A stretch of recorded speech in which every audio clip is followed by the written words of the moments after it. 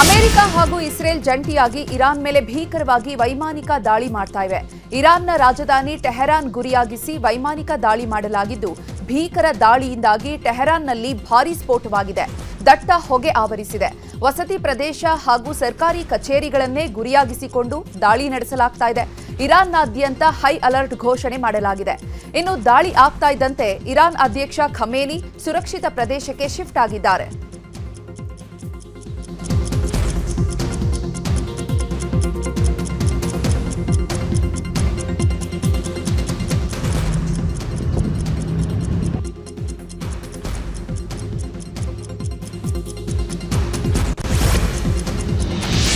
Iran ಮೇಲೆ Israel America ಜಂಟಿ ದಾಳಿಯಿಂದಾಗಿ ಮಧ್ಯಪ್ರಾಚ್ಯದಲ್ಲಿರುವ ಜನರು ಅಕ್ಷರಶಃ ನಲುಗಿ ಹೋಗಿದ್ದಾರೆ.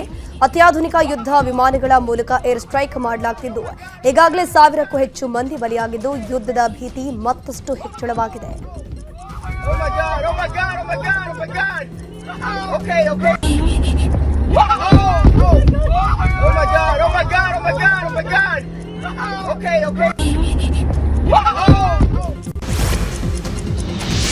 ಇನ್ನು ಇಸ್ರೇಲ್ ಅಮೆರಿಕ ದಾಳಿ ಬೆನ್ನಲ್ಲೇ ಇರಾನ್ ಪ್ರತಿದಾಳಿ ಮಾಡಿದೆ. ಏಕಕಾಲದಲ್ಲೇ ಇಸ್ರೇಲ್ ಮತ್ತು ಬಹ್ರೇನ್ ಮತ್ತು ಯುಎಇ, ಕತಾರ್ ಬ್ಯಾಲಿಸ್ಟಿಕ್ ಕ್ಷಿಪಣಿಗಳನ್ನು ಹಾರಿಸಿ ಪ್ರತಿದಾಳಿ ಮಾಡಿದ್ದು, ಕತಾರ್ ಕ್ಷಿಪಣಿ ರಕ್ಷಣಾ ಪಡೆ ಇರಾನ್ ಕ್ಷಿಪಣಿಗಳನ್ನು ಇಸ್ರೇಲ್ ಹೊಡೆದು ಹಾಕಿದೆ.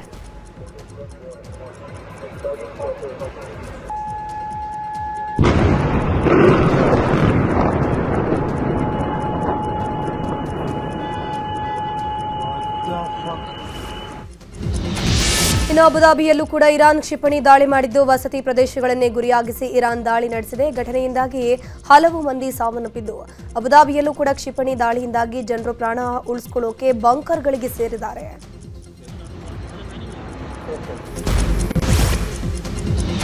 ಇರಾನ್ ಮೇಲೆ ಇಸ್ರೇಲ್ನಿಂದ ಬಾಂಬ್ಗಳ ಸುರಿಮಳೆಯನ್ನೇ ಸುರಿಸ್ತಾ ಇದ್ದು, ಇಸ್ರೇಲ್ಗೆ ಪ್ರತಿದಾಳಿಗೆ ಇರಾನ್ ಕೂಡ ಮುಂದಾಗಿದೆ. ಹೀಗಾಗಿ ಇಸ್ರೇಲ್ ಮುಂಜಾಗ್ರತಾ ಕ್ರಮವಾಗಿ ದಿಢೀರ್ ಎಮರ್ಜೆನ್ಸಿ ಘೋಷಣೆ ಮಾಡಿದೆ. ಜೆರುಸಲೆಂನಲ್ಲಿ ಎಮರ್ಜೆನ್ಸಿಯ ಸೈರನ್ ಮೊಳಗಿಸಲಾಗಿದೆ. ಮನೆ ಬಿಟ್ಟು ಯಾರೂ ಹೊರಗೆ ಬರದಂತೆ ಇಸ್ರೇಲ್ ಜನರಿಗೆ ಸೂಚನೆ ನೀಡಲಾಗಿದೆ.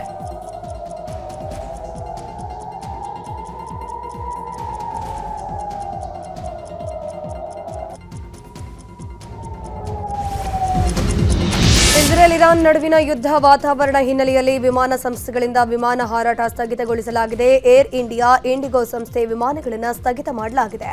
ಮಧ್ಯಪ್ರಾಚ್ಯಕ್ಕೆ ವಿಮಾನಗಳನ್ನು ಹಾರಾಟ ಮಾಡದಂತೆ ಸೂಚಿಸಲಾಗಿದೆ.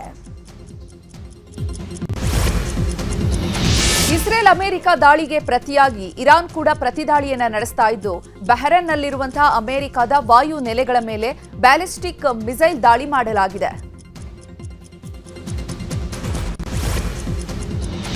ಇರಾನ್ ಮೇಲಿನ ದಾಳಿಯನ್ನು ಅಮೆರಿಕ ಅಧ್ಯಕ್ಷ ಡೊನಾಲ್ಡ್ ಟ್ರಂಪ್ ಖಚಿತಪಡಿಸಿದ್ದಾರೆ. ಹೌದು, ಇರಾನ್ ಮೇಲೆ ಅಮೆರಿಕ ಜಂಟಿ ದಾಳಿ ಮಾಡಿದ್ದೇವೆ. ಅಮೆರಿಕದ ಜನರ ಸುರಕ್ಷತೆಗಾಗಿ ನಾವು ದಾಳಿಯನ್ನ ಮಾಡ್ತಿದ್ದೀವಿ. ಅಣ್ವಸ್ತ್ರ ಹೊಂದೋಕೆ ಇರಾನ್ ಯತ್ನಿಸ್ತಾ ಇದೆ, ಆದರೆ ಅಣ್ವಸ್ತ್ರ ಹೊಂದೋಕೆ ನಾವು ಇರಾನ್ಗೆ ಅವಕಾಶ ಕೊಡೋದಿಲ್ಲ. ನಮ್ಮ ಜನರ ರಕ್ಷಣೆಗಾಗಿ ನಾವು ದಾಳಿಯನ್ನ ಮಾಡಿದ್ದೀವಿ ಅಂತಂದ್ರು. Short time ago, the United States military began major combat operations in Iran.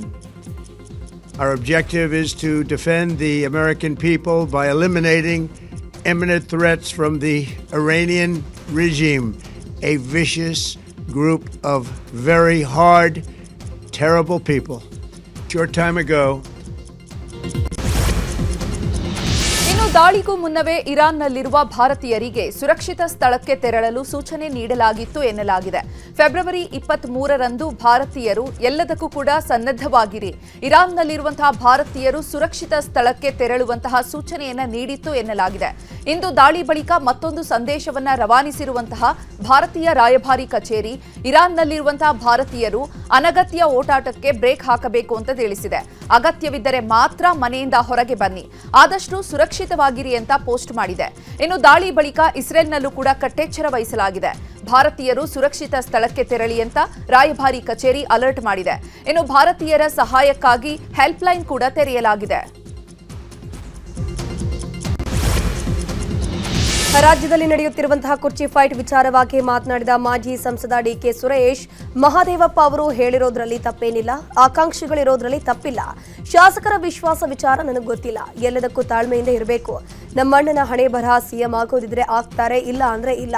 ಇದು ರಾಜಕಾರಣ, ಶಸ್ತ್ರಾಸ್ತ್ರ ಯಾವುದೂ ಬೇಡ, ತಾಳ್ಮೆ ಇರಬೇಕಷ್ಟೇ ಅಂತಂದ್ರು.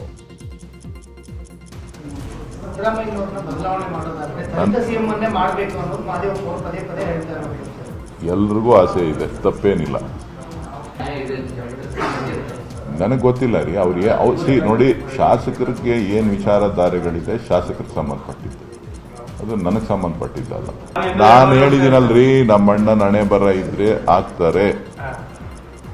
ನಮ್ಮ ಅಣ್ಣನ ಹಣೆ ಬರ ಇಲ್ಲ ಅಂತ ಅಂದ್ರೆ ಯಾರೇನು ಮಾಡ್ಲಿಕ್ಕೆ ಆಗುದಿಲ್ಲ. ಎಲ್ಲದ ತಾಳ್ಮೆ ಇರಲಿ.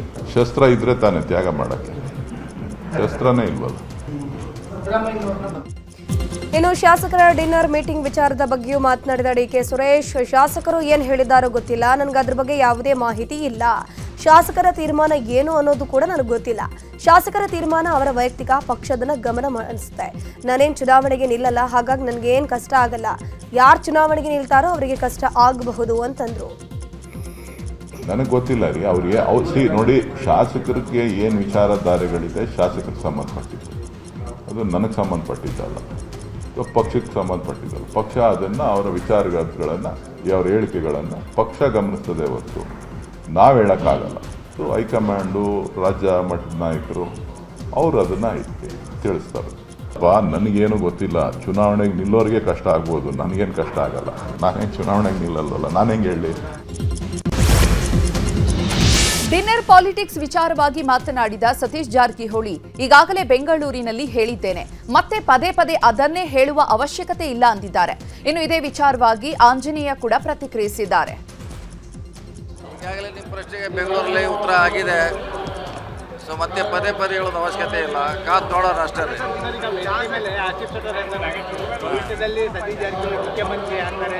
ಅದು ಹೇಳ ಬಹುಶಃ ಈಗ ನಾಳೆ ಅಲ್ಲ, ಬಹುಶಃ ನಾಳೆ ಒಂದು ಕಡೆ ಆಗುತ್ತೆ, ಒಂದು ಕಡೆ ಆಗೋಲ್ಲ, ಎರಡೂ ಆಗಿದೆ. ಕೆಲವು ಆಗಿಲ್ಲ ಒಪ್ಕೋತೀವಿ, ಆಗಿದ್ದು ಕೂಡ ಇದೆ, ಭಾಳಷ್ಟು ಇದೆ. ಇಲ್ಲ ಸದ್ಯ ಭಾಳ ಮೀಸಲಾತಿ ಇಲ್ಲ ಸದ್ಯಕ್ಕೆ. ಯಾರಿಂದ ಯಾರು ತಡೆ ಹಿಡಿದವ್ರು? ಯಾರು ಕೋರ್ಟ್ ಹಿಡ್ದಿದ್ದಾರೆ. ಕೋರ್ಟ್ ಹಿಡಿದ್ಮ್ಯಾಗ ಯಾರು ಏನು ಮಾಡೋರು? ಹೀಗಾಗಿ ಅವ್ರವ್ರ ಅಭಿಪ್ರಾಯ ಹೇಳ್ಕೊಳ್ಳಿ. ಏನಂತ ನಿಮಗೆ ಗೊತ್ತಿದೆಯೋ ಇಲ್ಲ, ಯಾರಿಗೂ ಗೊತ್ತು. 90ರಲ್ಲಿ ನೀವು ಹುಟ್ಟಿದ್ರೋ ಇಲ್ಲೋ, ವೀರಪ್ಪ ಮೊಯ್ಲಿಯವರು ಮುಖ್ಯಮಂತ್ರಿ ಆಗಿದ್ದರು. ಇವರು ಮುಖ್ಯಮಂತ್ರಿ ಆಗಬೇಕಾಯ್ತು, SM ಕೃಷ್ಣ ಅವರು ಸಿಗಲಿಲ್ಲ. ಅವರು ಮತ್ತು ರಾಜಶೇಖರ್ ಮೂರ್ತಿ ಅಂತರು ದಿನ ಒಬ್ಬೊಬ್ಬರ ಮನೆಯಲ್ಲಿ ಊಟ ಎಲ್ಲ ನಿಲ್ಲಿಸ್ಬೇಕು ಅಂತಂದೇಳಿ 3 ವರ್ಷ ಮಾಡಿದರು. 3 ವರ್ಷನೂ ಆದರೂ ಇಳಿಲಿಲ್ಲ ಅವರು. ಅದೆಲ್ಲ ನನಗೆ ಗೊತ್ತಿಲ್ಲ, ಇದೆಲ್ಲ ಇದ್ದದ್ದೇ ಅಂತ ಹೇಳೋದು. ಅದು ನಿಮಗೆ ಗೊತ್ತಿಲ್ಲಲ್ಲ ಚರಿತ್ರೆ, ಅದಕ್ಕೋಸ್ಕರ ನಿಮಗೆ ಚರಿತ್ರೆನ ಪರಿಚಯ ಮಾಡಿಸ್ತಾ ಇದ್ದೀನಿ. ಅವ್ರವ್ರ ಅಭಿಪ್ರಾಯ ಹೇಳ್ಕೊಳ್ಳಿ. ಏನಂತ ನಿಮಗೆ ಗೊತ್ತಿದೆಯೋ ಇಲ್ಲ, ಯಾರಿಗೂ ಗೊತ್ತು. 90ರಲ್ಲಿ ನೀವು ಹುಟ್ಟಿದ್ರೋ ಇಲ್ಲೋ, ವೀರಪ್ಪ ಮೊಯ್ಲಿಯವರು ಮುಖ್ಯಮಂತ್ರಿ ಆಗಿದ್ದರು. ಡಿನ್ನರ್ ಮೀಟಿಂಗ್ ವಿಚಾರವಾಗಿ ಮಾತನಾಡಿದ ಶಾಸಕ ಶಿವಗಂಗಾ ಬಸವರಾಜ್, ಶಾಸಕ ಬಾಲಕೃಷ್ಣ ಬರ್ತ್ಡೇಗೆ ಊಟಕ್ಕೆ ಕರೆದಿದ್ರು, ಅದಕ್ಕೆ ಹೋಗಿದ್ವಿ. ಅದರಲ್ಲಿ ವಿಶೇಷತೆ ಏನಿದೆ? ನಮ್ಮ ವೈಯಕ್ತಿಕ ಕೆಲಸ ಇದ್ರೆ ನಾವು ದೆಹಲಿಗೆ ಹೋಗ್ತೀವಿ, ನಮಗೆ ಯಾವುದೇ ಸೆಟ್ ಬ್ಯಾಕ್ ಇಲ್ಲ. ಯುಗಾದಿ ಬರಲಿ, ಹೊಸ ವರ್ಷ ಬರಲಿ, ಪಥ ಚೇಂಜ್ ಆದಮೇಲೆ ನಮ್ಮ ಮಾತುಗಳು ಜಾಸ್ತಿ ಆಗುತ್ತೆ. ಹೈಕಮಾಂಡ್ ಯಾವಾಗ ತೀರ್ಮಾನ ಮಾಡ್ತಾರೆ ನೋಡೋಣ. ಹೈಕಮಾಂಡ್ ತೀರ್ಮಾನವೇ ನಮಗೆ ಅಂತಿಮ ಅಂತಂದ್ರು. ಇನ್ನು ಇದೇ ವಿಚಾರವಾಗಿ ಇಕ್ಬಾಲ್ ಹುಸೇನ್ ಉಗ್ರಪ್ಪ ಕೂಡ ಪ್ರತಿಕ್ರಿಯಿಸಿದ್ದಾರೆ. ಅಲ್ಲಿ ಅವ್ರು ಊಟಕ್ಕೆ ಕರೆದಿದ್ರು. 28 ಇವತ್ತಿರ್ಬೇಕು ಅವ್ರ ಬರ್ತಡೇ. 2 ಡೇಸ್ ನೆನ್ನೆ ಇರಬೇಕು, ಒಂದಿನ ಮುಂಚಿತವಾಗಿ ಊಟಕ್ಕೆ ಕರೆದಿದ್ರು. ಬರ್ತಡೇ ಆಚರಣೆ ಮಾಡಿದ್ವಿ, ಊಟಕ್ಕೆ ಸೇರಿದ್ವಿ. ಅದರಲ್ಲಿ ವಿಶೇಷತೆ ಏನಿದೆ? ನೀವು ಯಾಕೆ ಎಷ್ಟು ಗಾಬರಿಯಾಗಿ ಓಡಿ ಬಂದಿದ್ದೀರಲ್ಲ?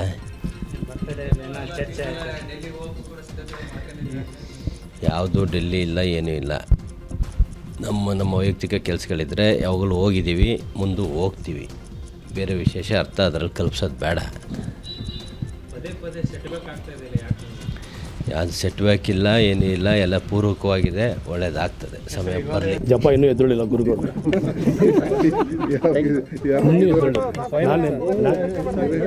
ನಾನೇ ನಿಜವಾಗಿ ಹೇಳ್ತಾ ಇದ್ದೀನಿ, ನಾನೇನು ಸುಳ್ಳು ಹೇಳ್ತಾ ಇದ್ದೀನಿ. ಅವರು ಧ್ಯಾನದಲ್ಲಿ ಕೂತಿದ್ದಾರೆ, ಇನ್ನೂ ಎದ್ದೊಳ್ಳಿಲ್ಲ. ಎದ್ದ ತಕ್ಷಣ ಒಂದು ಡೇಟ್, ಕೊನೆಯ ಡೇಟ್ ಕೊಡ್ತೀನಿ ಅಂತ ಹೇಳಿದರೆ ಅದು ಅಂತಿಮ ಅಂತ ಹೇಳಿದ್ದಾರೆ. ಅಷ್ಟು ಆ ಡೇಟಲ್ಲಿ ಆಗುತ್ತಾ ಅಂತ ಹೇಳಿದ್ದಾರೆ. ಅದಾಗದವ್ರು ನಮ್ಮ ರಾಜಕಾರಣ ಬೇಡ ರೀ.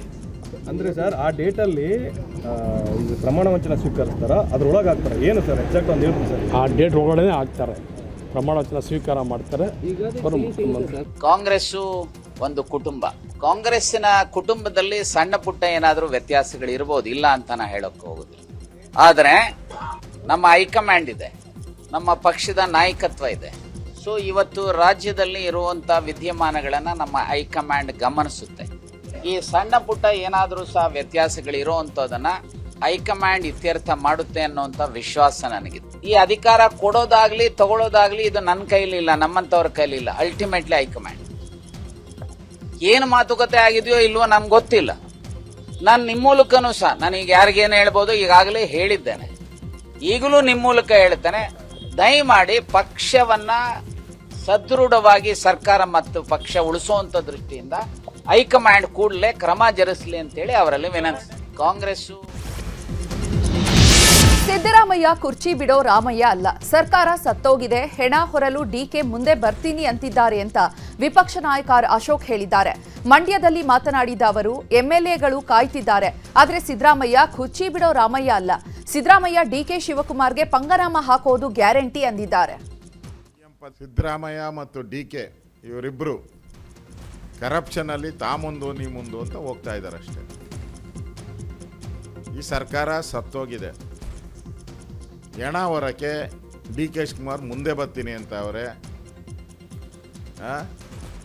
ಇವ್ರ ಹಿಂದೆ ಅಂತ ಅಷ್ಟೇ ಪ್ರಶ್ನೆ. ಇದು CM ಪದವಿ ಉಳಿಸ್ಕೊಳಕ್ಕೆ, CM ಪದವಿ ಕಿತ್ಕೊಳಕ್ಕೆ, ಎಲ್ಲ ಮಂತ್ರಿಗಳು ಅವ್ರವ್ರ ಮಂತ್ರಿ ಸ್ಥಾನನ ಕಾಪಾಡ್ಕೊಳಕ್ಕೆ ಹಣ ಕಲೆಕ್ಟ್ ಮಾಡ್ತಾ ಇರೋವಂಥ ಏಜೆಂಟ್ಸ್ ಇವರೆಲ್ಲ ಸಿದ್ದರಾಮಯ್ಯ. ಶಾಸಕ ಸುಬ್ಬಾರೆಡ್ಡಿಗೆ ಬಿಗ್ ರಿಲೀಫ್ ಹಿನ್ನೆಲೆ ಶಾಸಕ ಸುಬ್ಬಾರೆಡ್ಡಿಗೆ ಹೂವಿನ ಹಾರ ಹಾಕಿ ಸುರಿಮಳೆಗೈದಿದ್ದಾರೆ. ಬಳಿಕ ಕುಂಬಳಕಾಯಿ ಹೊಡೆದು ದೃಷ್ಟಿಯನ್ನು ತೆಗೆದಿದ್ದಾರೆ. ನಂತರ ಮಾತನಾಡಿದ ಸುಬ್ಬಾರೆಡ್ಡಿ, ತನ್ನ ವಿರುದ್ಧ ದೂರು ಕೊಟ್ಟಿದ್ದ ಸಿ ಮುನಿರಾಜುಗೆ ಓಪನ್ ಸವಾಲ್ ಹಾಕಿದ್ದಾರೆ. ಗಂಡ್ಸಾಗಿದ್ರೆ ಮುಂದಿನ ಚುನಾವಣೆಯಲ್ಲಿ ನನ್ನ ವಿರುದ್ಧ ನಿಂತು ನೀನು ಗೆದ್ದು ತೋರಿಸು ಅಂತ ಹೇಳಿದ್ದಾರೆ. ಸುಬ್ಬಾರೆಡ್ಡಿ ಅಂತ ಒಂದು ಪ್ಯಾನ್ ನಂಬರ್ ಬಂದರೆ ಒಂದೇ GST ಬರೋದು. ಆ GST ಕೆಳಗಡೆ ಬ್ರಾಂಚಸ್ ಬರುತ್ತೆ. ಅವನೇನು ಹೇಳ್ತಾನೆ, ಒಂದು GST ತಗೊಂಡು 10 ಅಂಗಡಿ ನಡೆಸಿದ್ದಾರೆ ಅಂತಾನೆ. ಇದು ಸರ್ಕಾರ ಸರ್, ಕೇಂದ್ರ ಸರ್ಕಾರ, ರಾಜ್ಯ ಸರ್ಕಾರ.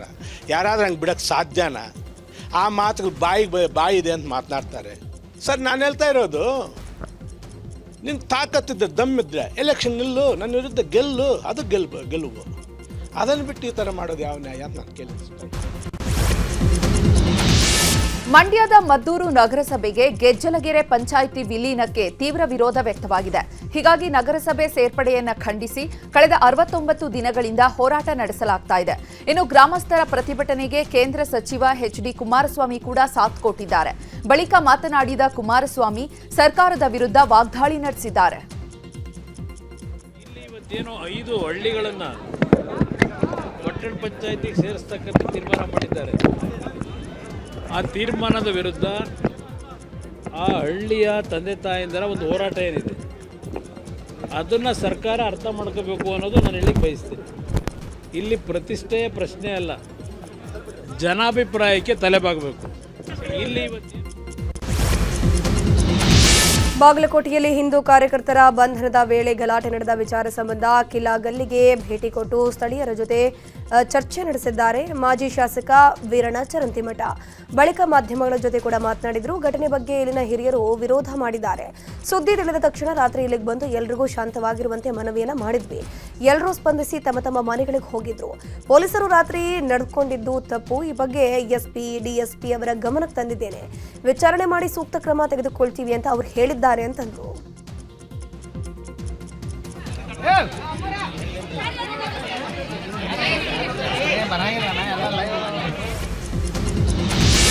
ದೇವನಹಳ್ಳಿಯಲ್ಲಿರುವಂತಹ ಖಾಸಗಿ ವಸತಿ ಶಾಲೆಯಲ್ಲಿ ಶಾಲಾ ಪ್ರಿನ್ಸಿಪಲ್ 8ನೇ ತರಗತಿ ವಿದ್ಯಾರ್ಥಿನಿ ಮೇಲೆ ಲೈಂಗಿಕ ದೌರ್ಜನ್ಯ ಎಸಗಿರುವ ಆರೋಪ ಕೇಳಿಬಂದಿದೆ. ಅಧಿಕ ಮಾರ್ಕ್ಸ್, ಫ್ರೀ ಎಜುಕೇಷನ್ ಕೊಡ್ತೀನಿ, ಮಧ್ಯರಾತ್ರಿ ಕರೆದೊಯ್ದು ಬಾಲಕಿಗೆ ಲೈಂಗಿಕ ಕಿರುಕುಳವನ್ನ ಕೊಟ್ಟಿದ್ದಾರಂತೆ. ಅಲ್ಲದೆ ಬಾಲಕಿ ಗರ್ಭಧಾರಣೆಯನ್ನು ತಪ್ಪಿಸಲು ಆಹಾರದಲ್ಲಿ ಔಷಧಿಯನ್ನು ಕೂಡ ಹಾಕಿ ತಿನ್ನಿಸಿದ್ರಂತೆ. ಯಾರಿಗಾದ್ರೂ ಈ ವಿಚಾರವನ್ನ ಹೇಳಿದ್ರೆ ಫೇಲ್ ಮಾಡ್ತೀನಿ ಅಂತ ಬೆದರಿಕೆಯನ್ನ ಹಾಕಿದ್ದಾನೆ. ಅಲ್ಲದೆ ಪೋಷಕರಿಂದಲೂ ಕೂಡ ದೂರ ಇರುವಂತೆ ಹೆದರಿಸಿದ್ದಂತೆ. ಇನ್ನು ಅಕ್ಕನ ಮೇಲಿನ ಲೈಂಗಿಕ ದೌರ್ಜನ್ಯವನ್ನ ನೋಡಿದಂತಹ ತಂಗಿ ರಾತ್ರಿ ಬಾತ್ರೂಮ್ನಲ್ಲೇ ಅಡಗಿಕೊಂಡು ಕೀಚಕನಿಂದ ಎಸ್ಕೇಪ್ ಆಗಿ ಬಳಿಕ ಪೋಷಕರಿಗೆ ಮಾಹಿತಿಯನ್ನ ತಿಳಿಸಿದ್ದಾರೆ. ಇನ್ನು ಪೋಷಕರು ಕೊಟ್ಟಂತಹ ದೂರಿನ ಮೇಲೆ ಪ್ರಿನ್ಸಿಪಲ್ ಮತ್ತು ಆತನ ಹೆಂಡತಿಯನ್ನ ಪೊಲೀಸರು ಬಂಧಿಸಿದ್ದು ಪೋಕ್ಸೋ ಕೇಸ್ ದಾಖಲಿಸಿದ್ದಾರೆ. ಬಾಲಕಿಯ ರೂಮ್ ಪಕ್ಕದಲ್ಲಿ ಪ್ರಿನ್ಸಿಪಲ್ ರೂಮ್ ಕೂಡ ಇತ್ತು ಎನ್ನಲಾಗಿದೆ. ಅಲ್ಲದೆ ಪ್ರಿನ್ಸಿಪಲ್ ರೂಮ್ನಲ್ಲಿ ಡಬಲ್ ಕಾಟ್ ಬೆಡ್ ಹಾಕಲಾಗಿದ್ದು ಪದೇ ಪದೇ ಬಾಲಕಿಯನ್ನ ರೂಮ್ಗೆ ಕರ್ಕೊಂಡು ಹೋಗಿ ಲೈಂಗಿಕ ದೌರ್ಜನ್ಯ ಎಸಗಿದ್ದಾನೆ ಎನ್ನಲಾಗಿದೆ. ಘಟನೆ ಬಳಿಕ ಶಾಲೆಗೆ ಮಕ್ಕಳ ಆಯೋಗದ ಅಧ್ಯಕ್ಷ ಶಶಿಧರ್ ಕೋಸುಂಬೆ ಭೇಟಿ ನೀಡಿದ್ದಾರೆ. ವಸತಿ ಶಾಲೆಯನ್ನ ಪರಿಶೀಲನೆ ನಡೆಸಿ ಬಳಿಕ ಘಟನೆ ಕುರಿತು ಮಾಹಿತಿಯನ್ನು ಪಡೆದುಕೊಂಡಿದ್ದಾರೆ. ಒಟ್ಟಾರೆಯಾಗಿ ಆಯೋಗ ಇದೆಲ್ಲ ಇವತ್ತಿನ ದಿವಸ ಭೇಟಿ ಪಟ್ಟಂತದ್ದು ಮತ್ತು ಇಲ್ಲಿನ ಎಲ್ಲ ಈಗ ಘಟನೆ ಸಂಬಂಧಪಟ್ಟಂತೆ ಮಾಹಿತಿ ತಿಳ್ಕೊಂಡಾಗ ಇದು ಒಂದು ಶಾಲೆನೇ ಅನಿಸ್ತಾ ಇಲ್ಲ, ಇದು ಒಂದು ಮನೆ, ಇದು ನರಕದ ಮನೆ ಅಂತೇಳಿ ಭಾವನೆ ಬರ್ತಾ ಇದೆ. ಹೀಗಾಗಿ ನಾನು ಮೊನ್ನೆ ಜಿಲ್ಲಾಧಿಕಾರಿಗಳಿಗೆ ಮತ್ತು ಶಿಕ್ಷಣ ಇಲಾಖೆ ಮತ್ತು ಪೊಲೀಸ್ ಇಲಾಖೆಗೆ ಈಗಾಗಲೇ ನಾನು ಮಾತಾಡಿದ್ದೇನೆ. ಜಿಲ್ಲಾಡಳಿತ ಇದನ್ನು ಕೂಡಲೇ ತ್ವರಿತಗತಿಯಲ್ಲಿ ಇದರ ಸಂಪೂರ್ಣ ಜವಾಬ್ದಾರಿ ತಗೊಳ್ಬೇಕು. ಒಬ್ಬ ಆಡಳಿತಾಧಿಕಾರಿಗಳಿಗೆ ನೇಮಕ ಮಾಡಬೇಕು. ಮಕ್ಕಳ ಬಗ್ಗೆ ಅಪಾರ ಕಳ್ಕಳಿದ್ದಂಥವರಿಗೆ ಆಡಳಿತಾಧಿಕಾರಿ ನೇಮಕ ಮಾಡಬೇಕು. ವಸತಿಗೆ ಸಂಬಂಧಪಟ್ಟಂತ ಇಲ್ಲಿ ಮಕ್ಕಳಿದ್ದಾರೆ, ಪಾಪ ಭಯದ ವಾತಾವರಣದಲ್ಲಿ ಮಕ್ಕಳಿದ್ದಾರೆ, ಅವ್ರಿಗೆ ಆತ್ಮಧೈರ್ಯ ತುಂಬತಕ್ಕಂಥ ಕೆಲಸ ನಮ್ಮ ಸಂಬಂಧಪಟ್ಟಂತ ಇಲಾಖೆಯವರು ಮಾಡಬೇಕು. ಬೆಂಗಳೂರಿನ ಅಮೃತಹಳ್ಳಿ ಠಾಣಾ ವ್ಯಾಪ್ತಿಯಲ್ಲಿ ನಡೆದ ಅತ್ಯಾಚಾರ ಘಟನೆಗೆ ಸಂಬಂಧಪಟ್ಟಂತೆ ಪಾರ್ಟಿ ವಿಡಿಯೋ ಇದೀಗ ಲಭ್ಯವಾಗಿದೆ. ಆರೋಪಿಗಳು ಯುವತಿಯರ ಜೊತೆ ಬಿಂದಾಸ್ ಆಗಿ ಮೋಜು ಮಸ್ತಿಯಲ್ಲಿ ತೊಡಗಿದಂತಹ ವಿಡಿಯೋ ಈಗ ವೈರಲ್ ಆಗಿದೆ. ಇದರ ಜೊತೆಗೆ ಮತ್ತೊಂದು ವಿಡಿಯೋ ಕೂಡ ನ್ಯೂಸ್ 18ಗೆ ಲಭ್ಯವಾಗಿದ್ದು, ಆರೋಪಿ ಡಿಕ್ಸನ್ ಜೊತೆ ಸಂತ್ರಸ್ತೆ ವಿಡಿಯೋ ಮಾಡಿದ್ದು, ಸದ್ಯ ಪಾರ್ಟಿಯ ಹಲವು ವಿಡಿಯೋಗಳನ್ನು ಸಂಗ್ರಹಿಸಿ ಪೊಲೀಸರು ತನಿಖೆಗೆ ಇಳಿದಿದ್ದಾರೆ. ಅಮೃತಹಳ್ಳಿ ಪೊಲೀಸರಿಂದ ತನಿಖೆ ಮುಂದುವರೆದಿದೆ. ಪಾರ್ಟಿ ನಡೆದಂತಹ ಸ್ಥಳ ಯಾರದ್ದು ಅಂತ ಪೊಲೀಸರು ತನಿಖೆ ಮಾಡ್ತಿದ್ದಾರೆ.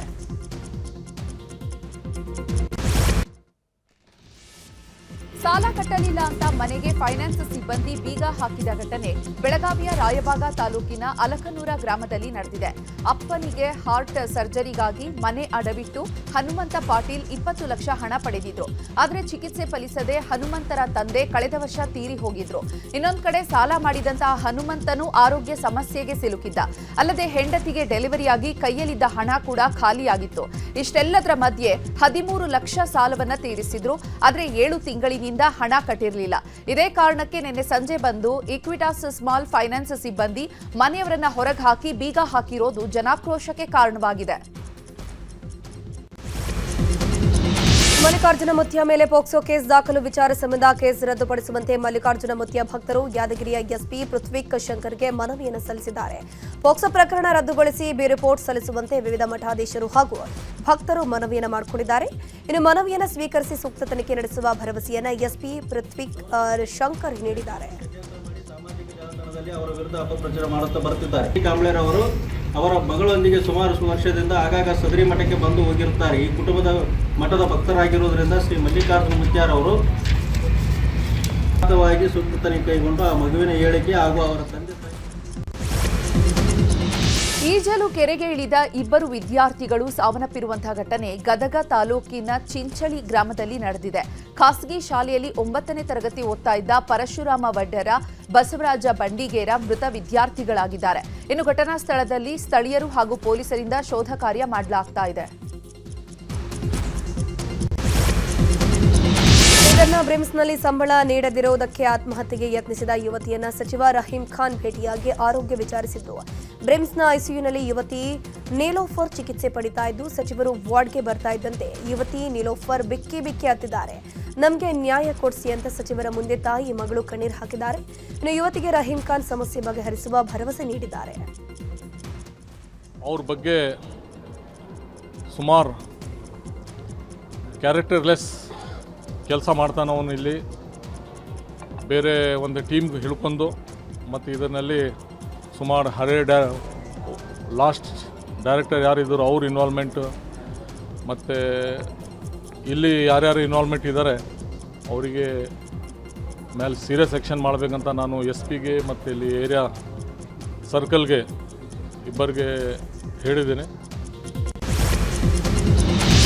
ಕಬಿನಿ ಹಿನ್ನೀರಿನಲ್ಲಿ ಇರುವಂತಹ ಅಕ್ರಮ ರೆಸಾರ್ಟ್ಗಳ ಕುರಿತು ನ್ಯೂಸ್ 18 ವರದಿ ಬಿತ್ತರ ಮಾಡಿತ್ತು. ಸದ್ಯ ವರದಿಯ ಬೆನ್ನಲ್ಲೇ ಎಚ್ಚೆತ್ತ ಅಧಿಕಾರಿಗಳು ರೆಸಾರ್ಟ್ ಒತ್ತುವರಿ ಮಾಡಿದಂತಹ ನೀರಾವರಿ ಜಾಗ ಗುರುತು ಮಾಡಿದ್ದು, ಮೊದಲ ದಿನವೇ 2 ರೆಸಾರ್ಟ್ಗಳಲ್ಲಿ ಕಾರ್ಯಾಚರಣೆ ನಡೆಸಲಾಗಿದೆ. ಬೈಸನ್ ಹಾಗೂ ರೆಡ್ ಅರ್ತ್ ರೆಸಾರ್ಟ್ಗಳಲ್ಲಿ ಜೆಸಿಬಿ ಮೂಲಕ ತೆರವು ಮಾಡಲಾಗಿದೆ.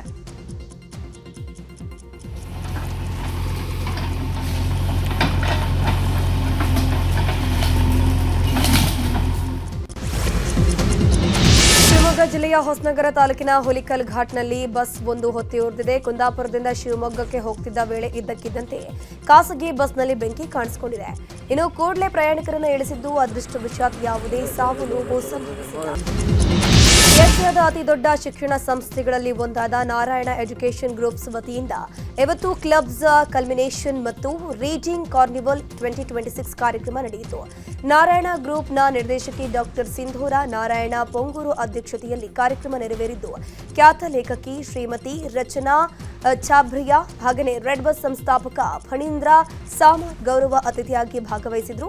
ಇನ್ನು ಕಾರ್ಯಕ್ರಮದಲ್ಲಿ ಬೆಂಗಳೂರು ಸೇರಿ 32 ಶಾಖೆಗಳ ಪ್ರತಿಭಾವಂತ ವಿದ್ಯಾರ್ಥಿಗಳು ಒಂದೇ ವೇದಿಕೆಯಲ್ಲಿ ಒಟ್ಟುಗೂಡಿ ತಮ್ಮ ಟ್ಯಾಲೆಂಟ್ ಅನ್ನು ಪ್ರದರ್ಶಿಸಿದರು. In order to celebrate two very important events. One, we have culmination of the club activities that we are conducting for primary as well as high school students in all the 30 plus schools of Narayana Group in Bangalore. And number two, we also have reading program as a reading carnival. There is AI which is disrupting, and of course there are skill sets which are to be picked up by them, so that will last them forever. And whichever profession they choose to pick up, or if they intend to start their own business, those skill sets will really help them in becoming.